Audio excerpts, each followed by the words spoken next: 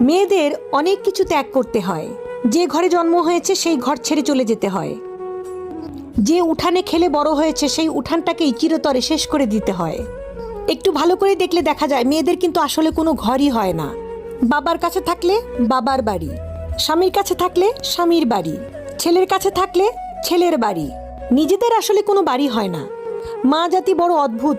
আমি মাঝে মধ্যে ভাবি, আল্লাহ যদি মা জাতিকে ধৈর্যের পাহাড় না দিতেন, পৃথিবীতে সংসার শব্দটা টিকতো না, পৃথিবীতে পরিবার শব্দটা টিকতো না।